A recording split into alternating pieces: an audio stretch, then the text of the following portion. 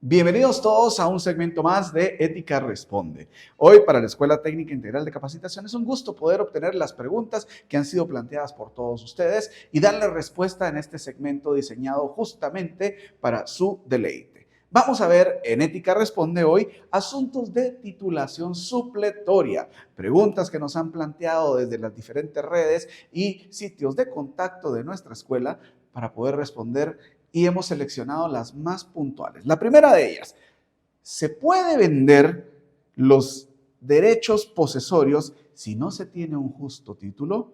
Vamos a partir aquí desde aspectos eminentemente prácticos y eminentemente legales. En la práctica, en el día a día en nuestro país, pues obviamente esta pregunta, la respuesta sería un sí. ¿Por qué? Porque en la práctica nos hemos topado muchas veces que quienes tienen en su posesión inmediata un inmueble puede o han hecho en la práctica la cesión o la venta de los mismos sin tener un justo título. Ahora, la respuesta eminentemente legal y jurídica es que, pues obviamente los derechos posesorios, al no ser susceptibles de registro, hasta no iniciar un proceso de titulación supletoria y poder culminarlo para su inscripción, pues lo lógico es que, o lo planteado legalmente es que emitamos o creemos el justo título en base al cual nuestro cliente va a tener los derechos posesorios sobre el inmueble y va a tener el documento que soportará dicha declaración, es decir, una escritura pública de declaración jurada de derechos posesorios, que es lo más recomendable que exista y que en base a esa escritura pueda iniciar los traspasos de esta a favor de un comprador. Y pues obviamente en el ejercicio de nuestra función notarial razonemos el justo título, que en este caso será el testimonio o la copia legalizada de la escritura pública de derechos, de declaración jurada de derechos posesorios, y en base a este se pueda iniciar la venta de los mismos.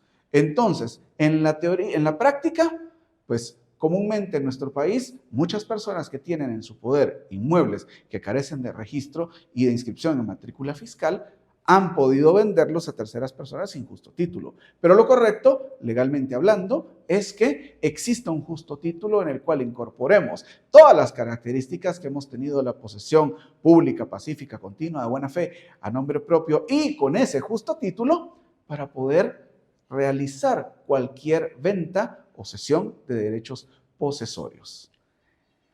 Ahora, la segunda pregunta: ¿qué sucedería si el plano y el justo título tienen las mismas medidas, pero cuando el experto medidor y la municipalidad lo corroboran, nos indican que el terreno tiene medidas diferentes a las del plano y el título? Vamos a partir esta pregunta, vamos a ver más o menos tres aspectos de esta pregunta. El primero: ¿qué sucedería si el plano y el justo título tienen las mismas medidas? Ahí no hay ningún inconveniente. Normalmente se realiza el justo título. En primera instancia, pues les recomendaría la escritura pública de declaración jurada de derechos posesorios. Pues en este caso, si nos hemos auxiliado de un experto medidor previamente a la declaración de los derechos posesorios en escritura pública, pues tendremos un plano que coincida realmente con las medidas del terreno. Pero en la práctica sucede muchas veces que los clientes llegan a nuestras oficinas con un croquis y ahí nos dicen: mire, de acá para acá tiene tanto, de acá para acá tanto, al norte, sur, oriente y poniente, estas son las medidas, estas son las colindancias, y carecen de la formalidad con la que podría trabajar un experto en la materia, entiéndase un arquitecto, un agrónomo, un ingeniero civil, un perito agrónomo, que pueda faccionarnos o realizarnos un plano correspondiente y que nos sirva a nosotros de base para realizar nuestro justo título.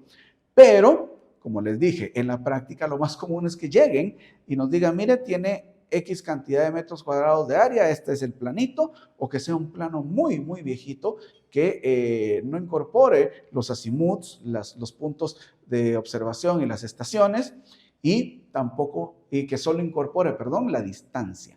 Entonces, en ese sentido, sí podemos tener inconveniente en cuanto a que el justo título y el plano que estemos usando de referencia para el mismo coincidan, pero que cuando nos traslademos en la fase que corresponde dentro del proceso de titulación supletoria y se le haya discernido el cargo al experto medidor en el caso que no fuese el mismo que hizo el plano original o que no había un plano original, solo un croquis, y ya al momento de que el experto medidor con el cargo discernido se apersonó al terreno, hizo las mediciones correspondientes y, oh sorpresa, ahí tenemos la primera incidencia, llamémosla no negativa, sino que nos puede afectar en algún aspecto el proceso de titulación supletoria, porque el informe obviamente debe empatar con lo que establece la escritura de derechos posesorios. En ese sentido, pues el experto medidor realizará su informe, lo verificará y nos presenta su informe y el plano correspondiente en donde nos percatamos que es mayor o menor el área. En cualquiera de los dos casos, pues vamos a tener que tomar una decisión al momento de poder continuar nuestras diligencias.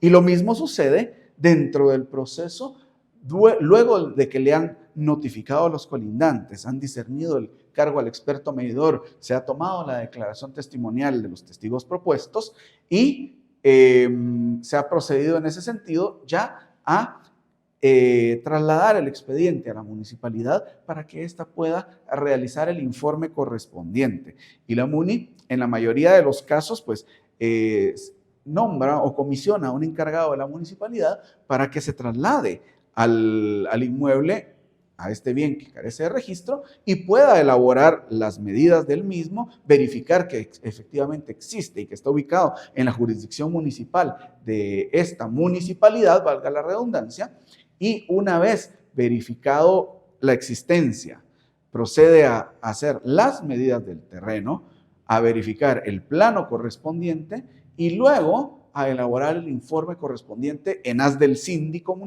dice la ley, para que podamos tener la versión oficial de la municipalidad en cuyo lugar se encuentra ubicado nuestro inmueble a titular.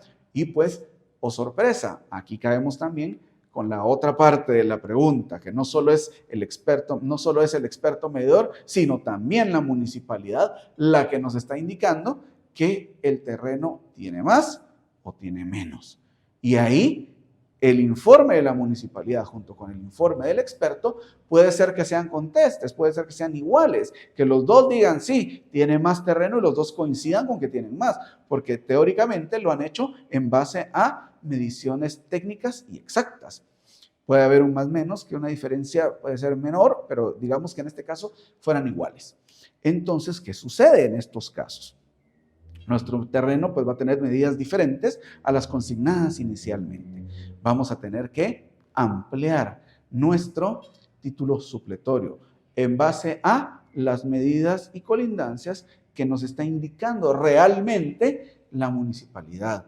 Y esto es una observación, un tip que les doy antes de tener que situarse en estas circunstancias en donde les digan, miren, no tiene las medidas que usted dice. Verifiquémoslo antes de iniciar el título supletorio. Que podamos nosotros decirle a nuestro cliente, mire, presénteme su escritura, su justo título, en donde tenemos las medidas y colindancias. Perfecto. ¿Hay plano? Sí. Es un plano viejito. Que podamos tener el alcance de decir, bueno, gastemos aunque sea un poco más y vamos con un experto medidor que nos dé las medidas reales del terreno para que no tengamos estas incidencias y que podamos ampliar la escritura, ampliar el justo título o la escritura, en este caso que es la recomendación, la escritura de declaración jurada de derechos posesorios, poderla ampliar y modificar las medidas y colindancias para que realmente sean las que tenga el terreno en forma efectiva. Y no nos encontremos ante este supuesto, porque en tanto no rectifiquemos las medidas, que de acuerdo a lo que nos establece el informe del experto medidor y la municipalidad, no podremos darle continuidad a nuestro título supletorio. Recuerden que, aunque no hay litis en estos procesos, porque no ha habido oposición alguna, ya estamos en esta fase, aunque no haya habido oposición alguna, pues corresponde realmente al juez tomar la resolución en base al principio dispositorio. Y nosotros somos los que rogamos y hacemos que accione el juzgado. Y si nuestra petición va encaminada a que aprueben las diligencias de titulación supletoria en relación a las medidas y colindancias que estamos originalmente brindando en nuestro memorial inicial, pues lo lógico es que ampliemos y modifiquemos a las medidas que realmente existen y que son las que el experto medidor y la municipalidad nos van a proporcionar para efectos del título supletorio. Y con eso, pues podamos continuar ya con la fase de publicación de dictos en los estrados del juzgado, en el portal electrónico del Diario de Centroamérica actualmente y en la municipalidad por el plazo de 30 días que establece la ley. Y para evitar una incidencia mayor o que afecte en el desarrollo de su proceso, pues eso es lo recomendado. Vamos entonces con la siguiente pregunta. Nos dicen, si una persona desea realizar la titulación supletoria, ¿puede agregar el tiempo de sus antecesores o debe poseerlo por 10 años él mismo? Aquí vamos a irnos un poquito atrás a nuestras clases de Derecho Civil, cuando veíamos la posesión y la propiedad.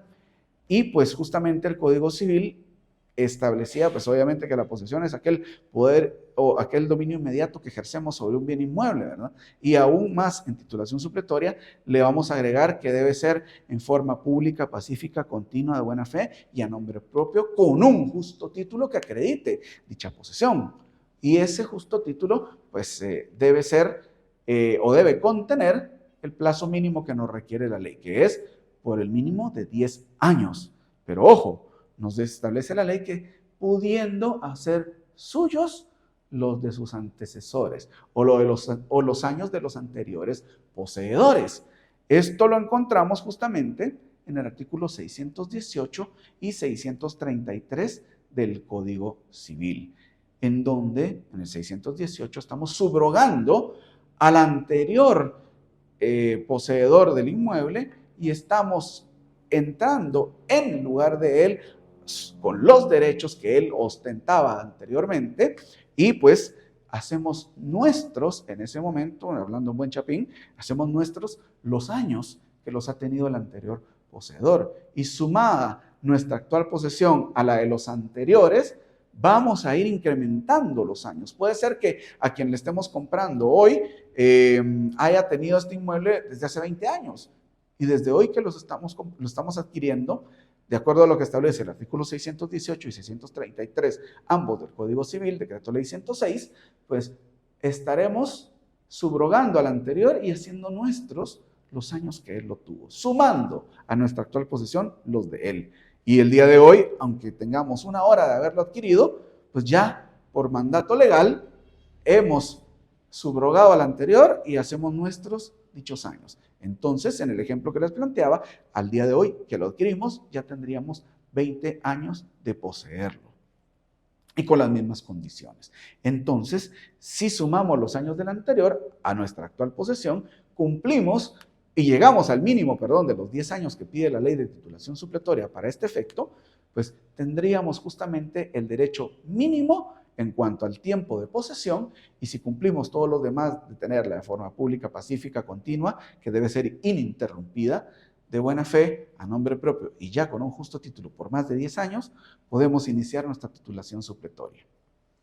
Entonces, sí, podemos agregar el tiempo de los antecesores a nuestra actual posesión. Vamos con la siguiente pregunta. Una duda que surge muy cotidianamente y en la práctica, muchos colegas, más que todo recién egresados, tienen esta inquietud. Si puede el mismo notario que faccionó el justo título ser el notario que diligencie la titulación supletoria. Ojo, aquí vamos a partir de que la pregunta nos la plantean en esta forma, pero recuerden, tenemos en un punto la función notarial, en donde nosotros estamos faccionando el justo título, independientemente cuál sea. Mi recomendación, obviamente, una declaración jurada de derechos posesorios en escritura pública. Y por perdurabilidad. Es mi recomendación. Certeza jurídica, perdurabilidad y seguridad jurídica. Entonces, en la función notarial nosotros fraccionamos el justo título. Estamos ejerciendo como notarios. Pero recuerden que la titulación supletoria no la llevamos en sede notarial. La llevamos ante un juez de primera instancia del ramo civil del lugar donde se encuentra asentado nuestro bien inmueble.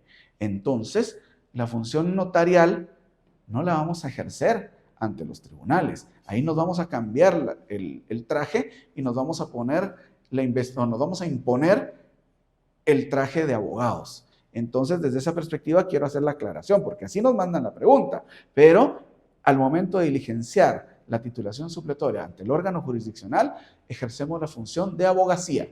Entonces, dos funciones distintas y por ende podemos nosotros, como abogados y notarios, fraccionar un instrumento público y ser también el mismo abogado director de esa ejecución ante un órgano jurisdiccional. En este caso es a través de una titulación supletoria. Entonces podemos ser notarios en el ejercicio de nuestra función notarial y fraccionar el justo título. Y también podemos ser abogados que diligenciemos o vamos a llevar a cabo las diligencias de titulación supletoria ante el órgano jurisdiccional sin limitación alguna. Y me dirán, bueno, el memorial en la práctica también va legalizado. ¿Podemos legalizarlo? Sí, también podemos legalizarlo en ese caso. Entonces, la recomendación aquí es sí, pero la respuesta aquí sería sí. Somos notarios ejerciendo nuestra función notarial, realizando el justo título, no hay ningún inconveniente. Y después podemos ser los mismos que diligenciamos la titulación supletoria, también no hay ninguna limitación.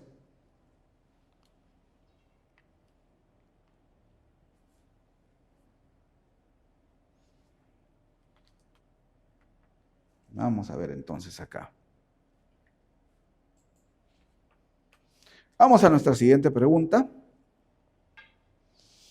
Y esta establece que ¿a quién se debe notificar si el terreno en donde se desea realizar la titulación supletoria colinda con un camino público?